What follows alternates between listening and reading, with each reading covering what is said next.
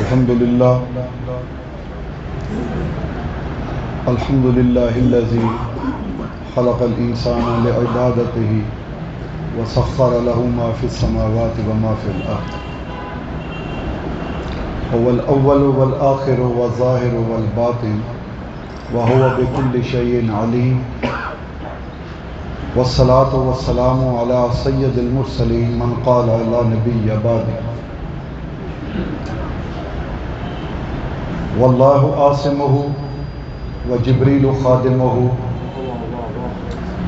والبراق مركبه والمعراج سفره وسدرة المنتهى مقامه وقاب قوسين مطلوبه والمطلوب مقصوده والمقصود موجوده أرسل الله بالهدى ودين الحق ليظهره على الدين كله وجعله رحمة للعالمين وبالمؤمنين رؤوف رحيم أما بعد فأعوذ بالله من الشيطان الرجيم بسم الله الرحمن الرحيم تبارك الذي بيده الملك وهو على كل شيء قدير الذي خلق الموت والحياة ليبلوكم أيكم أحسن عملا وهو العزيز الغفور وقال رسول الله صلى الله عليه وآله وسلم إذا مات الإنسان انقطع عمله إلا من ثلاث صدقة جارية وعلم نافع ينتفع به وولد صالح يدعو له رواه مسلم صدق الله مولانا العظيم وصدق رسوله النبي الكريم إن الله وملائكته يصلون على النبي يا أيها الذين آمنوا صلوا عليه وسلموا تسلیما۔ درود پاک تمام حضرات باوجود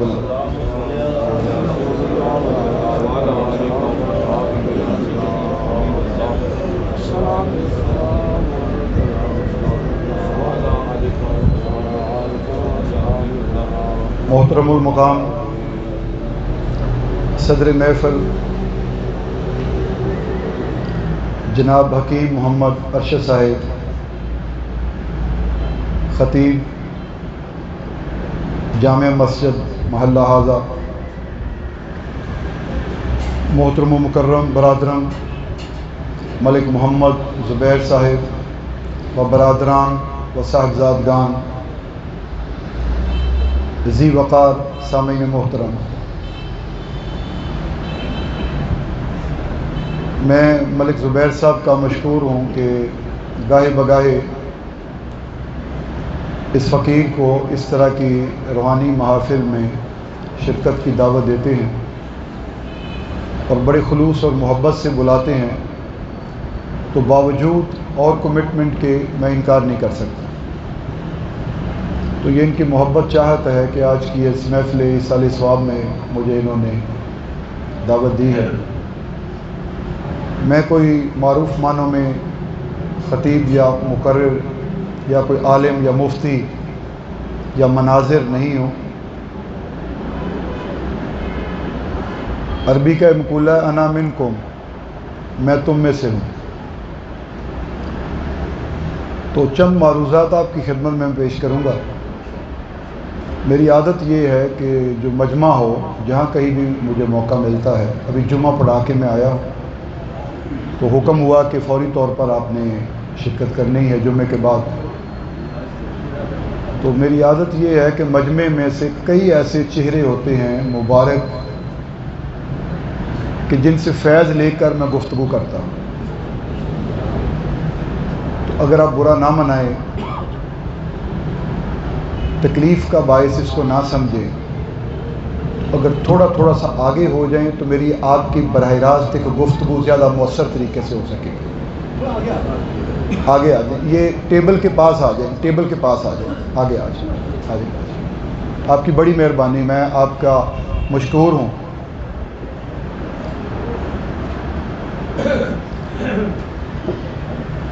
جی ایسی گل سنن تے سنا نہیں آئے ہیں، بیٹھے ہی ہیں تے بیٹھنا بھی ہے، تے اچھے طریقے نال ذرا گل کر لئیے، بہ جائیے۔ دور دور کا دلی بہنا ہے، دیکھیں یہ ملک زبیر صاحب کے والد گرامی کا 39واں یہ ان کی برسی ہے اور ہم مثال ثواب کے لیے بیٹھے ہیں۔ بعض دفعہ سنگتوں کا جو کٹ ہوتا ہے یہ کئی لوگوں کے فائدے کا باعث بن جاتا ہے۔ نیت درست ہونی چاہیے، ٹھیک ہونی چاہیے۔ آپ سب لوگ ملک زبیر صاحب یا ان کے بھائیوں کی یا بیٹوں کی سنگت میں آئے ہیں، یہی تعلق ہے نا کہ آپ ان کے ساتھ ان کے والد گرامی کے ایصال ثواب میں شرکت کے لیے آپ تشریف لائیں، تو یہ سنگت نبھانے والی بات ہے، رفاقت، دوستی، پیار محبت نبھانے والی بات ہے۔ آپ کی سنگت نبھ رہی ہے ملک صاحب سے اور فائدہ اٹھا رہے ہیں وہ جو 39 سال پہلے دنیا سے چلے گئے۔ کبھی غور کیا آپ نے اس بات پہ؟ اکثر اوقات نماز جنازوں میں لوگ صرف چہرہ دکھاتے ہیں کہ بھئی میں آ گیا، میں تیرے عزیز دی نماز جنازہ چ شرکت کر لئی ہے، چہرہ دکھائی ہوتی ہے، چہرہ دکھائی۔ چلے یہ بھی اپنے من کی موج ہے، اپنا مسئلہ ہے۔ بعض لوگ عرسوں میں، برسیوں میں چہرہ دکھانے کے لیے وہ بھی آتے ہیں۔ میں کہتا ہوں کہ جواز کوئی بھی ہو،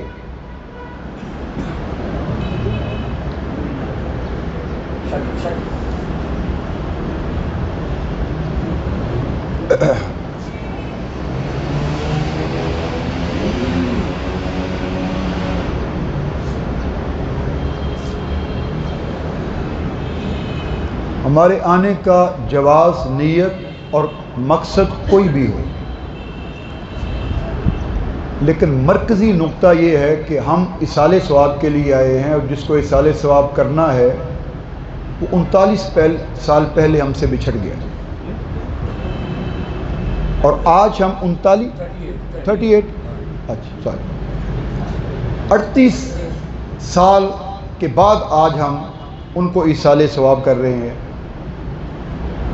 تو کیا ہمارا ایصال ثواب ان کو پہنچ رہا ہے؟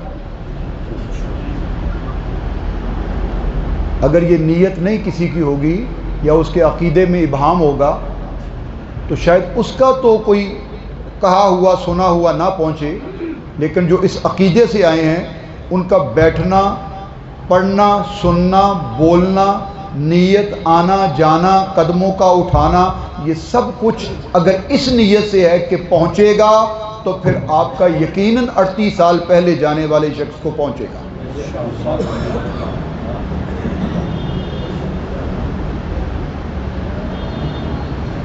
سامعین محترم، میں نے آپ کے سامنے سورہ ملک کی ابتدائی آیہ مبارکہ کو تلاوت کرنے کا شرف حاصل کیا، 2 آیہ مبارکہ، اور ایک میں نے حدیث مبارکہ مسلم شریف کی آپ کے سامنے پڑھنے کا شرف حاصل کیا۔ اللہ تعالیٰ نے فرمایا تبارک الذی بیدہ الملک، بابرکت ہے وہ ذات، بادشاہی ہے اسی کو جس کے قبضہ قدرت میں ساری کائنات ہے۔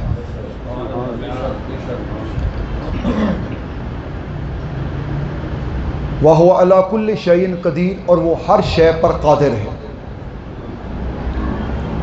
یہاں 2 مضمونوں کا ذکر ہے، ایک یہ ہے کہ اس کے ہاتھ میں سب کچھ ہے، اس کے قبضہ قدرت میں سب کچھ ہے۔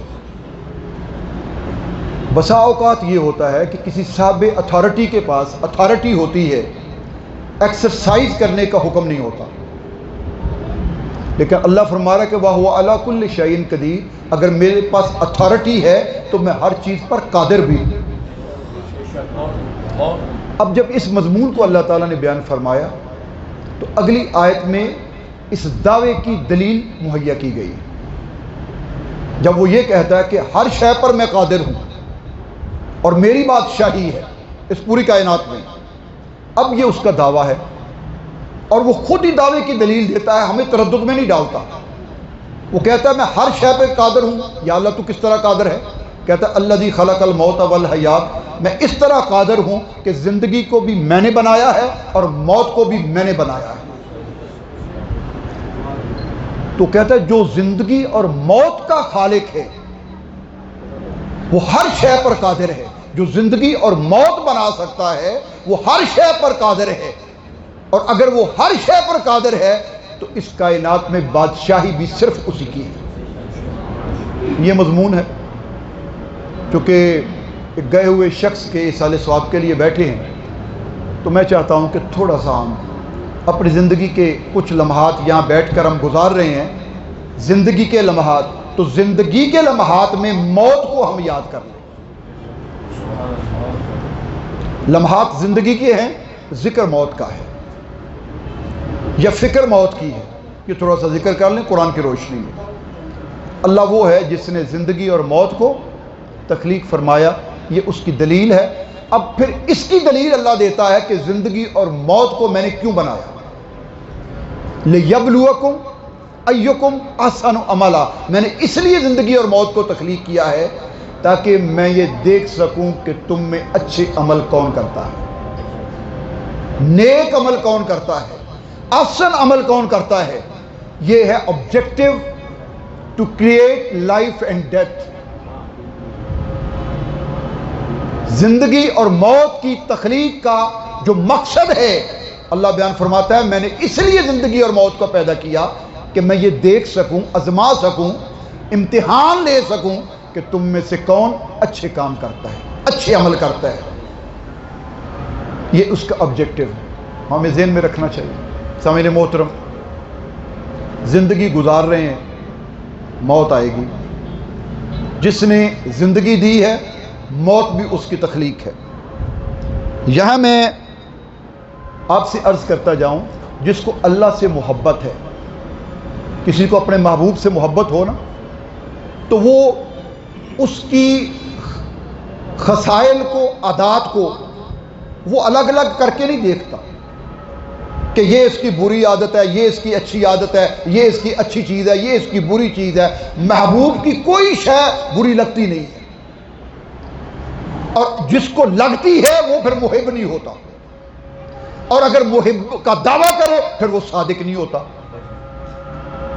محبت وہ کرنے والا ہے کہ جس کی ہر شے محبوب کی، جس کو اچھی لگے۔ اگر اللہ ہمارا محبوب ہے تو ہمیں زندگی سے پیار ہے کہ نہیں؟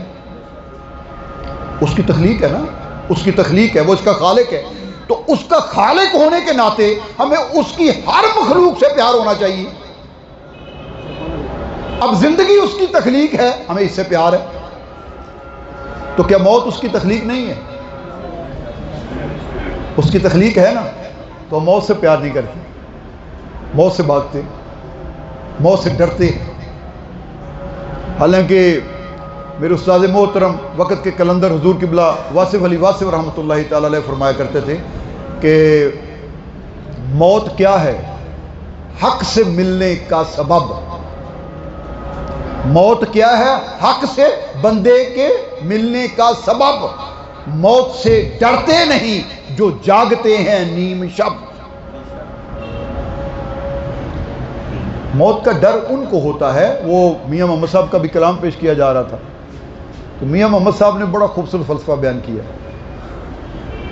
وہ فرماتے ہیں کہ لوئے لوئے پر لئی کڑیے جے تد بھانڈا بھرنا، شام پئی بن شام محمد تے کار چاندی نے۔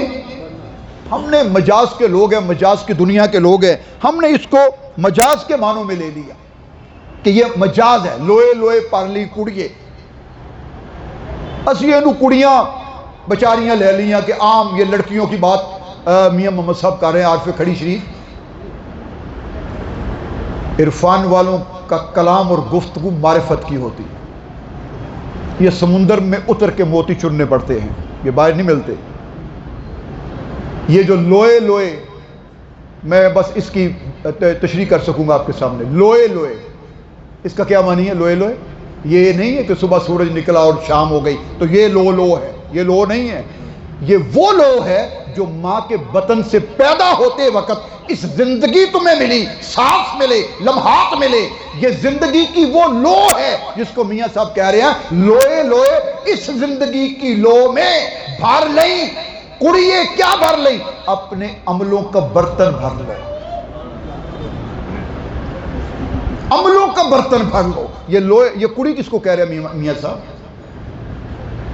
یہ کڑی کہہ رہے ہیں تیری روح کو، تیری جند کو، تیری جان کو، یہ وہ کڑی ہے۔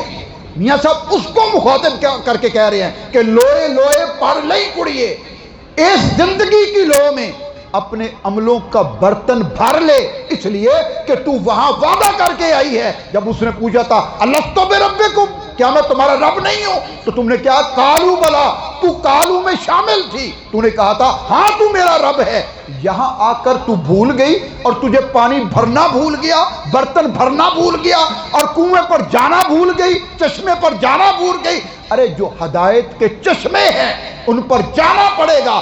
گھرا تب بڑھا جائے گا جب کسی ہدایت کے چشمے پر جائے گی، اور وہ ہدایت کا چشمہ 14 صدیاں پہلے گنبد خضرا میں موجود ہے۔ اس چشمے سے اپنے عمل کا برتن بھر لے، ورنہ کیا ہوگا؟ میاں صاحب اصل میں وارننگ دے رہے ہیں، یاد رکھنا میری بات، یہ وارننگ کا شعر ہے۔ لوئے لوئے پر لئی کڑیے جے تد بھانڈا بھرنا، تو آگے کیا کہتے ہیں؟ شام پئی بن شام محمد تے کر جاندی نے، قربان جاؤں عارف کھڑی کی معرفت پر۔ شام پئی بن شام محمد، ہائے ہائے ہائے، کیا شام کے لفظ کو استعمال کیا میاں صاحب نے، شام پئی بن شام محمد، اور ادھر ادھر رات دن کے 12 بجے ہیں، سورج نصف النہار پر ہے، سورج روشنی بکھیر رہا ہے، اور ایک شخص کی زندگی کی شام ہو رہی ہے، وہ اپنی آخری سانسیں گن رہا ہے، سورہ یاسین پڑھی جا رہی ہے، اس کی جان نکل جائے، اس کا وقت آسان ہو جائے، اور جو جا رہا ہے میرے اور تیرے لیے، سورج نصف النہار پر ہے، چمک رہا ہے، دمک رہا ہے، دن کا اجالا ہے، لیکن اس کے لیے زندگی کی شام ہو رہی ہے۔ تو میاں صاحب کیا فرماتے ہیں؟ شام پئی بن شام محمد، ابھی شام نہیں پڑی، اس دن کی شام نہیں آئی، لیکن تیری زندگی کی شام ہو گئی ہے۔ تو پھر کیا ہوا؟ اب ڈر رہی ہے، مالک نے بھیجا نا گھڑا دے کے کہ پانی بھر کے لا، تو باندھی پانی بھرنے جا رہی ہے چشمے پر، باتوں میں لگ گئی، سہیلیوں بالیوں سے باتوں میں لگ گئی، باتیں کرتے کرتے شام ہونے لگی، اب گھڑا لے کے واپس آ رہی ہے، تو ڈر کیا رہی ہے؟ ڈر رہی ہے کہ اب جاؤں گی تو مالک ڈانٹے گا، ڈپٹے گا کہ کہاں بیٹھی رہی، لے کے کیا آئی ہے؟ چشمے کا پانی ختم ہو گیا، بند ہو گیا، نہ گھڑا بڑھا گیا، نہ پانی لے سکی، اب فاصلہ پینڈا طے کر کے گئی، اب واپس آ رہی ہے، لیکن خالی ہاتھ ہے، نہ برتن میں کچھ ہے، تو کیا ہوگا؟ اب دروازے پر دستک نہیں دے رہی، اب دستک نہیں دے رہی دروازے پر، اب جا نہیں رہی، ڈر رہی ہے جاتے ہوئے مالک کے گھر۔ یہ انسان کی روح کا حال ہے۔ تجھے بھیجا تھا چشمے پر کہ فیض اور ہدایت کا پانی بھر کے لا، عمل کا پانی بھر کر لا اس برتن میں، لیکن تو زندگی کے چشمے پر باتوں میں رہی، تجھے سمجھ ہی نہیں آئی کہ میں نے کرنا کیا ہے، اور جب تیری زندگی کی شام ہونے لگی اب نکل نہیں رہی، جسم سے جا نہیں رہی، اب کہتے ہیں سورہ یاسین پڑھو تاکہ اس کی جان آسان ہو جائے، یہ آسانی سے جا سکے اپنے گھر، اب جانا مشکل ہو گیا ہے۔ تو میاں صاحب کیا کہتے ہیں کہ شام پئی بن شام محمد تے کر جان دی نے۔ سامعین محترم، ایک بات یاد رکھنا، زندگی بھی حقیقت ہے، موت بھی حقیقت ہے۔ اب میں ایک جملہ کہنے لگا ہوں، اس کو لے کے جائیے گا ساتھ، یہ کرکس ہے پورے دین کا، فلسفہ حیات و ممات کا اگر یہ جملہ سمجھ آ گیا تو میری کی ہوئی اور آگے آنے والی گفتگو آپ کو سمجھ آ جائے گی۔ زندگی بھی حق ہے اور موت بھی برحق ہے۔ جس طرح انسانوں کی زندگی ایک جیسی نہیں ہوتی، اسی طرح انسانوں کی موت بھی ایک جیسی نہیں ہوتی۔ اتنی بات سمجھ آ گئی؟ کیا میں نے عرض کیا؟ جس طرح انسانوں کی زندگی ایک طرح نہیں ہوتی، اس طرح انسانوں کی موت بھی ایک طرح نہیں ہوتی۔ اب دوسرا جملہ سنیے، یہ بات سمجھ آ گئی؟ بنیادی بات تھی۔ دوسرا جملہ سنیے، جس طرح کسی کی زندگی ہوگی اسی طرح اس کی موت ہوگی۔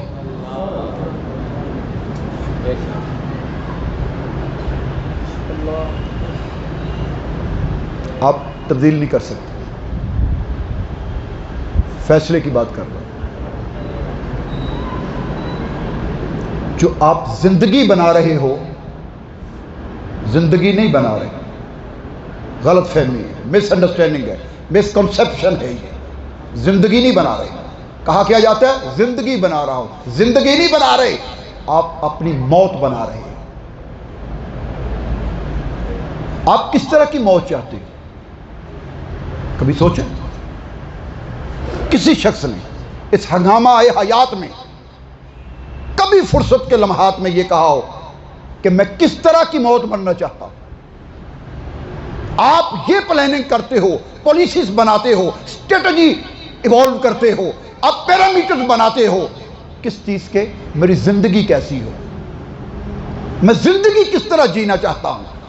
تو قبلہ واصف صاحب اس مقام پر بھی بڑی خوبصورت بات فرماتے ہیں۔ وقت کا کلندر فرماتا ہے کہ اور یہ سوسائٹی کی ریفلیکشن ہے جو قبلہ واصف صاحب بیان کرتے ہیں۔ وہ کہتے ہیں ہم یہ چاہتے ہیں کہ ہماری زندگی فرعون کی ہو اور عاقبت موسیٰ کی ہو۔ یہ نہیں ہوگا، یہ نہیں ہوگا، لکھ لو کہ یہ نہیں ہوگا کہ زندگی فرعون کی بن جائے اور موت موسیٰ کی بن جائے، عاقبت موسیٰ کی بن جائے۔ یہ نہیں ہوگا۔ آپ جو زندگی جیو گے اسی طرح کی آپ کو موت ملے گی۔ تو ہم بنا کیا رہے ہیں؟ یہ جو ہم اسٹریٹجیز اختیار کرتے ہیں، پالیسیز اینڈ پلاننگ بناتے ہیں لائف گزارنے کی، کہ میں بننا کیا چاہتا ہوں، زندگی کیسے بنانا چاہتا ہوں۔ اور میرے بھائی، آپ جتنی اسٹریٹجی پلاننگ اس زندگی کی کر رہے ہیں، میں کیا بننا چاہتا ہوں، آپ زندگی کی نہیں کر رہے، آپ اپنی موت بنا رہے ہو کہ میں کس طرح کی موت چاہتا ہوں۔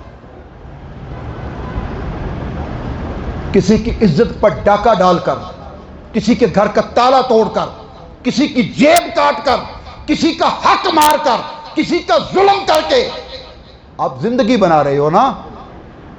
یہ سمجھتے ہو کہ میری زندگی بن رہی ہے، آسان بن رہی ہے، آسانی سے میں زندگی گزار رہا ہوں۔ آپ کی زندگی نہیں بن رہی، موت بن رہی ہے۔ اور اگر آپ نمازیں پڑھ رہے ہو، روزے رکھ رہے ہو، حج کر رہے ہو، آپ سخاوت کر رہے ہو، اللہ کی مخلوق سے پیار کر رہے ہو، ان کے کام آ رہے ہو، کسی کا حق کیا اس کو دے رہے ہو، ظلم نہیں کر رہے، زیادتی نہیں کر رہے، جھوٹ نہیں بول رہے، غیبت نہیں کر رہے، ہر حق حلال کھا رہے ہو، تو آپ کیا کر رہے ہو؟ زندگی بنا رہے ہو۔ او بھائی نہیں، زندگی نہیں بن رہی، خدا کی قسم اس سے آپ کی موت اچھی ہو رہی۔ یہ میرا بنایا وہ فارمولا کسی مفتی کا، کسی مناظر کا، کسی مولوی ملا کا نہیں ہے، یہ یونیورسل ٹروتھ ہے، کائناتی حقائق ہے، فطری امر ہے، یہ اب چینج نہیں کر سکتے۔ کوئی شخص یہ کہے کہ کسی پر ظلم کر کر، زیادتی کر کر میں اپنی موت کو اچھا بنا لوں، نہیں ہو سکتا، نہیں ہوگا۔ بھول جاؤ اس بات کو، ذہن سے کھرچ دو۔ موت ایسے بھی آتی ہے، کئی دن تک موت ہی نہیں آتی، بستر پر ڈاکٹرز پوری سر توڑ کوشش کر رہے ہیں، موت ہی نہیں آ رہی۔ تو پھر کیا کہتے ہیں؟ بیٹے، خون کا رشتہ، بیوی ساتھ، بیٹیاں، رشتہ دار، لوگوں سے پتہ کیا کہتے ہیں؟ یار دعا مانگو، اللہ آسانی پیدا کرتا۔ اس کے پیچھے کیا ہے؟ ہم اپنے پیاروں کی زندگی کی بھیک مانگتے ہیں کہ یا اللہ زندگی دے، لیکن جب آخری وقت آتا ہے، موت نہیں آ رہی، سانس نہیں نکل رہا، تو ہم کیا کہتے ہیں؟ لوگوں سے دعائیں منگواتے ہیں کہ دعا کرو اس کے لیے آسان ہو جائے، اب یہ جائے، ختم، بات ختم ہو جائے، یہ جائے، اب یہ زندگی ہے، یہ وقت ہے۔ سامعین محترم، اچھی زندگی چاہتے ہیں؟ گھنٹوں کا موضوع ہے، کتابوں کا موضوع ہے، دنوں کا موضوع ہے، سالوں کا، صدیوں کا موضوع ہے۔ کیسی زندگی؟ ٹپس چاہیے۔ اچھی زندگی کی ٹپس کیا ہیں؟ اچھی زندگی کی نہیں، میں بار بار کہہ کے جملے کو پھر ریپیٹ کر رہا ہوں، اچھی زندگی نہیں۔ اب مجھ سے یہ کہو شاہ صاحب اچھی موت کا کیا طریقہ ہے کہ ہمیں اچھی موت آ جائے، اس کا کیا طریقہ ہے؟ کوئی ٹپس دے دو کہ اچھی موت آ جائے، مجھے اذیت سے بچ جاؤں۔ کئیوں کی جان نہیں نکلتی، اور کچھ لوگ وہ ہوتے ہیں کہ جن کو پہلے آنے والا سلام کرتا ہے۔ ہم کس نبی کے امتی ہیں آپ کو ہے پتہ؟ ہم کس آقا کے غلام ہیں جن کے دروازے کی گھر کی دہلیز اسرائیل کو قدم رکھنے کی اجازت نہیں ہے؟ جب تک میرا حبیب اجازت نہ دے تم اندر نہیں آ سکتے۔ اس کو کہنا پڑا، بھیس بدلنا پڑا، اور خدا کی قسم میرا جملہ لے کے جاؤ، اسرائیل کو اپنا سٹیٹس چینج کرنا پڑا۔ وہ یہ نہیں کہتا آگے سے کہ میں فرشتہ ہوں، میں ملک ہوں، میں اسرائیل ہوں، اور کہتا ہے میں بدو ہوں۔ وہ کیا کہتا ہے؟ میں بولو اسرائیل کیا؟ میرے نبی کی بارگاہ میں آ کر اسرائیل کیا کہتا ہے؟ میں بدو ہوں، جانگلی ہوں۔ بدو کا معنی پتہ کیا؟ جانگلی۔ وہ میرے نبی کی دہلیز پر آ کے کہتا ہے میں سیدۃ النساء، قربان اس دہلیز پر، قربان اس گھر پر، اندر سے میرے نبی کی دختر، عورتوں کی سردار، جنت کی سردار پوچھتی ہیں یہ کون ہے باہر؟ اور میں بدو ہوں، کیا کرنے آئے ہو؟ میں آپ کے بابا سے ملنا چاہتا ہوں، ملنا چاہتا ہوں۔ 3 مرتبہ آیا، واپس، پھر آیا، پھر واپس، پھر آیا، پھر واپس، اجازت نہیں مل رہی۔ میرے نبی کے گھر میں دہلیز پار کرنے کی اجازت نہیں مل رہی۔ بیٹی بار بار پوچھ رہی ہے، وہ بار بار کہتا ہے میں بدو۔ وہ جتنی مرتبہ کہہ رہا ہے، یہ بڑی قابل توجہ نکتہ ہے، اور بھائی ایک مرتبہ کی بات نہیں ہے کہ وہ ایک مرتبہ کہہ دیا کہ میں بدو ہوں، نہیں نہیں، وہ بار بار پوچھ رہی ہیں اندر سے کون ہے، وہ بار بار کہہ رہا ہے میں بدو ہوں، میں بدو ہوں۔ بھائی ہم تو اس نبی کے امتی ہیں، میرے نبی کی اجازت کے بغیر عزرائیل جان نہیں نکال سکتا۔ اور جب وقت آیا تو سرکار کے چہرے پر غمزدگی اور افسردگی کے آثار نمایاں ہوئے۔ تو جبرائیل علیہ السلام نے عرض کی حضور آپ کے چہرے پر کیوں افسردگی ہے جاتے وقت، کیوں اتنی اداسی ہے؟ تو سرکار نے فرمایا مجھے ایک بات بتا دے، مجھے اپنا نہیں ہے، مجھے پتہ ہے میرا وقت اخیر آ گیا ہے، کوئی بات نہیں، مجھے اتنا بتا دے کہ میرے بعد میری امت کی جان کس طرح نکالے گا۔ ہائے ہائے ہائے ہائے، میری امت کی جان کس طرح نکالے گا؟ مجھے تو یہ فکر غم کھائے جا رہا ہے۔ قربان جاؤں اس آقا کے، ماں باپ قربان ہمارے اپنے نبی کی ذات پر، ماں باپ قربان، اولادیں قربان ہماری، زمانے قربان اس نبی کی دہلیز پر، اس نبی کے نالین پاک پر، سب کچھ قربان، سب کچھ قربان۔ ہم اس نبی کے امتی ہیں جن کی دہلیز اسرائیل کراس نہیں کرتا۔ اب میں آپ سے ایک لاجیکلی سوال کر رہا ہوں، ہم جب فارمولاز بناتے ہیں اعمال کے اور نبی کے نقشے قدم پر چلنے کے فارمولاز بناتے ہیں، تو ہم کہتے ہیں اس کا یہ اجر، اس کا یہ ریوارڈ، اس کا یہ ریوارڈ، حضور کی سنت پر عمل کرو، حضور کی طرز زندگی کو اپناؤ تو پھر یہ ہوگا، پھر یہ حضور سے نسبت جڑ جائے گی۔ کیا ہوتا ہے حضور سے نسبت؟ سچ بولو گے سچ کی نسبت، دیانت کرو گے دیانت کی نسبت، سمجھ آ گئی؟ ہدایت پر چلو گے ہدایت کی نسبت، جو عمل کرو گے وہ میرے نبی کے ساتھ نسبت مل جائے گی۔ اب مجھے یہ بتاؤ اگر فارمولہ یہی ہے تو پھر میرے نبی کی زندگی اور موت سے نسبت کرو تو پھر کیا ہوگا؟ جس طرح فیض نبوت زندگی ان سے ملتا ہے، اس طرح میرے نبی کی موت کا فیض بھی تمہیں مل کے رہے گا۔ وہ فیض کیا ہوگا؟ وہ فیض کیا ہوگا؟ میرے زندگی، میرے نبی کی موت کا فیض کیا ہوگا؟ اور جس طرح اس کی دہلیز پر پوچھ کر آتا ہے اور تیرے سے بھی پوچھ کے آئے گا، ہائے ہائے ہائے ہائے، تجھ سے بھی پوچھ کر آئے گا۔ موت بناؤ، چینج کر لو اپنا پرنسپل اور فارمولا، زندگی نہ بناؤ، موت بناؤ۔ زندگی جس طرح کی بناؤ گی اس طرح کی موت آئے گی۔ اب ٹپ سن لو، موت کو اچھا بنانے کی ٹپ سن لو۔ میں نے کہا نا گھنٹوں کا موضوع ہے، زمانوں کا موضوع ہے، صدیوں کا موضوع ہے۔ میں اس مختصر وقت میں دو تین ہی باتیں آپ سے کر سکوں گا۔ ایک، یہ بھی میری بات نہیں ہے، میں کہاں، میری ذات کہاں، میری اوقات کیا ہے کہ میں آپ کو کوئی ٹپس دے جاؤں۔ میرے بزرگ بیٹھے ہیں، سیانے بیٹھے ہیں، اچھے لوگ بیٹھے ہیں، مجھ سے زیادہ پرہیزگار بیٹھے ہوں گے۔ میرے میں اوقات نہیں ہے کہ میں آپ کو کوئی ٹپس دوں۔ میں وہی دہرا رہا ہوں جو بزرگوں کے فیض سے مجھ تک پہنچا، وہ میں آپ کو لوٹا رہا ہوں، وہ سنا رہا ہوں۔ کہ بلا واسط صاحب نے فرمایا زندگی عافیت کی چاہتے ہو تو اپنی غلطیوں کی دوسروں سے معافی مانگ لو اور دوسروں کی غلطیاں ان کو معاف کر دو۔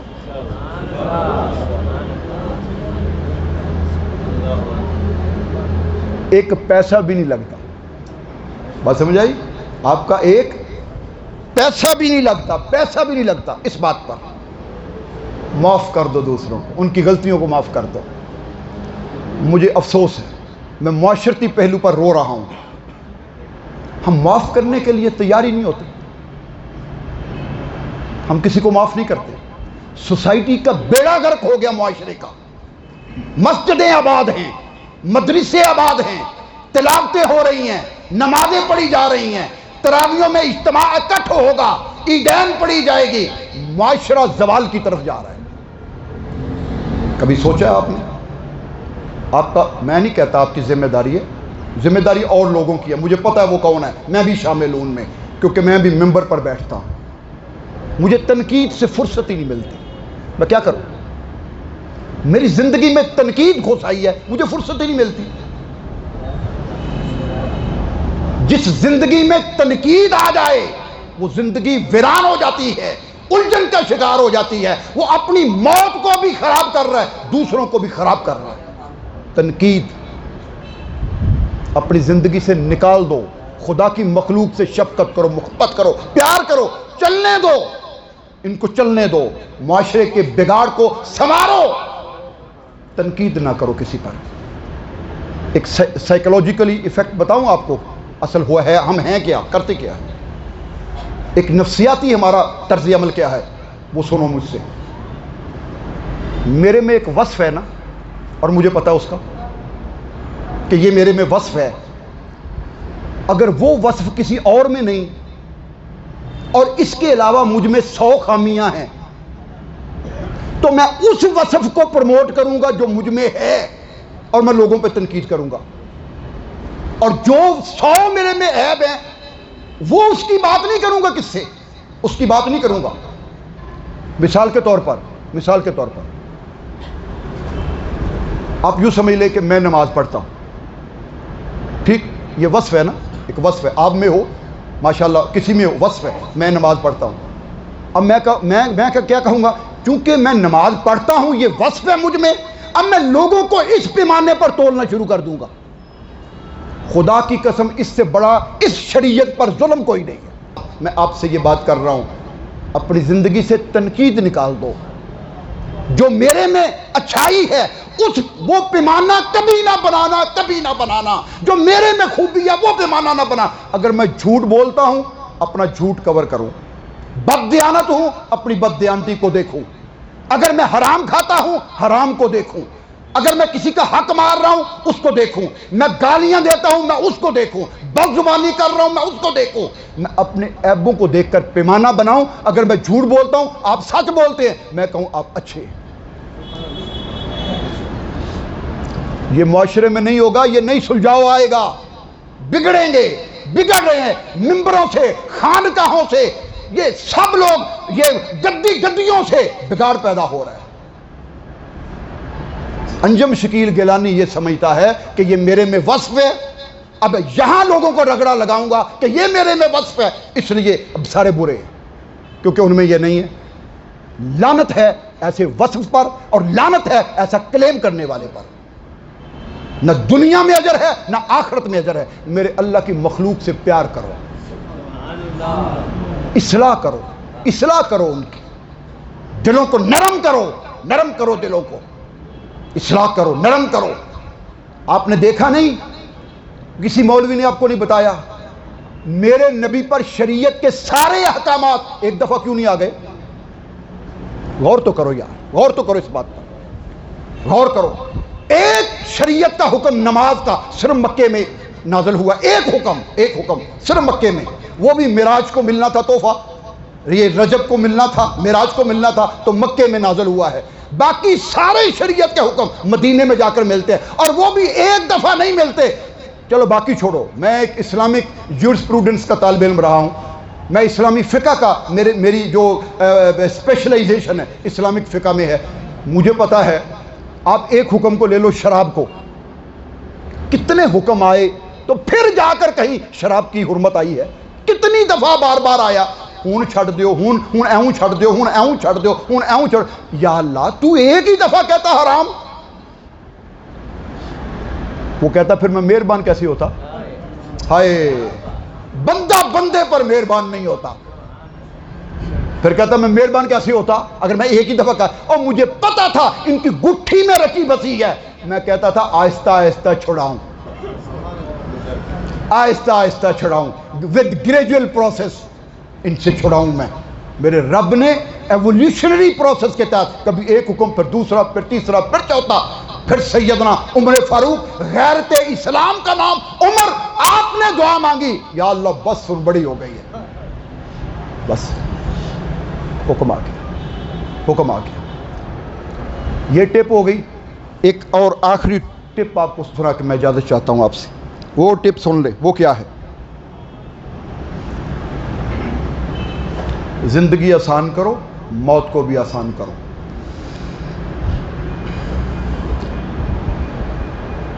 جب تک کوئی شخص آخری سانسوں پر ہو، میں اس بات پر اس لیے فتویٰ دے سکتا ہوں، میں مفتی نہیں ہوں، میں فتویٰ نہیں کبھی زندگی میں دیا میں نے، لیکن اس مسئلے پر میں تھوڑا ڈیئر ہو کے، بولڈ ہو کے میں آپ سے بات کر رہا ہوں۔ جو شخص آخری سانسوں تک کبھی زندہ ہے نا، اس پر کبھی جہنمی ہونے کا فتویٰ نہ لگانا۔ خدا نہ بننا، کیا بولا میں نے؟ خدا نہیں بننا، کیا بولا؟ بولے اے خدا نہ بننا، فیصلہ نہ کرنا، مسند الہ پر بیٹھ کر فیصلہ نہ کرنا، فقیر کی گدری چارپائی پر بیٹھ کر، فقیر کی چٹائی پر بیٹھ کر اپنے آپ کو دیکھنا۔ جب تک کوئی مرتا نہیں ہے اس کی زندگی کا فیصلہ نہ کرنا کہ یہ جنتی ہے یا جہنمی ہے۔ اگر تو نے فیصلہ مسند الہ پر بیٹھ کر زندگی میں کر دیا، اور وہ بخشا جائے گا، تو پکڑا جائے گا۔ سمجھ آئی آپ کو؟ یہ میری گزارش ہے مفتیان عظام سے بھی، علماء حضرات سے بھی، مسند ممبران پر بیٹھنے والے سن کے بھی، یہ فتویٰ مت لگاؤ، مت لگاؤ، اور کسی ایک وصف کی بنیاد پر لوگوں پر تنقید مت کرنا۔ یہ میری بات یاد رکھنا۔ میں تو اس نبی کی شریعت، اس نبی کے احکامات اور اس نبی کی سنت کا پابند ہوں جس نبی کا شفقت کا ہاتھ کبھی امت سے ہٹا نہیں ہے۔